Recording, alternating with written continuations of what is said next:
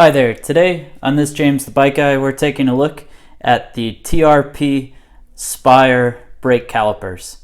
So these two calipers that I have in hand here are both flat mount calipers, meaning they do use the new 2-bolt flat mount as opposed to kind of the traditional mount that had been on mountain bikes for years.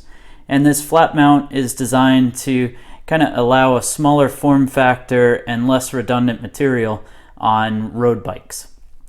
Now what's kind of neat about this TRP Spyre caliper is that it's one of the very few mechanical calipers that actually have essentially two pistons, meaning both of these pads, as it clamps, will travel in at the same rate of speed. You can see it right there.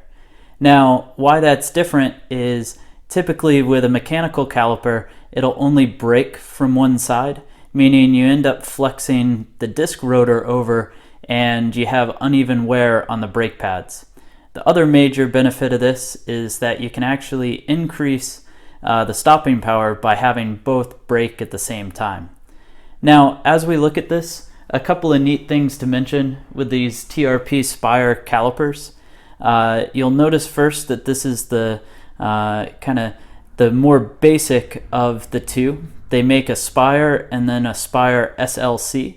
The SLC is a lighter weight version with a carbon arm here, and the Spyre itself is just made out of aluminum.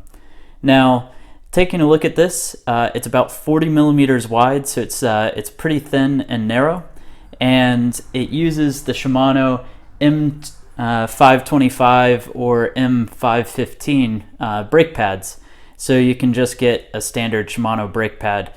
Now let's go ahead, toss it on the scale and see what it weighs. TRP does claim that this brake will weigh 154 grams. Now in actuality, with the brake pads in there, it looks like 161. And just for reference, our other one here, 160. So that's a pretty nice setup there.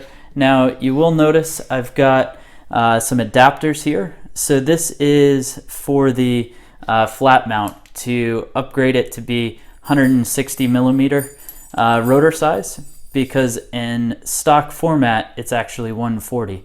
So you've got your rear adapter here and the 2 bolts needed. So for the rear brake you'd be talking a total weight for a 160 mount of 176 grams. And then the front needs the same thing, but you'll notice the mount facing in this orientation is actually 160, and in the other orientation is 140. That's kind of one of the neat things about the flat mount brakes, is that it actually allows you to run the same front mount in either configuration. So that means your front brake will weigh in at a total weight of 175 grams. So overall, I think this is a real nice caliper for a mechanical setup, and it's certainly quite a bit less expensive than doing a full hydraulic. Thanks for watching this James the Bike Guy. Leave a like and comment below to let me know what you think. Oh, and before you go, click the scale in the center to subscribe for more.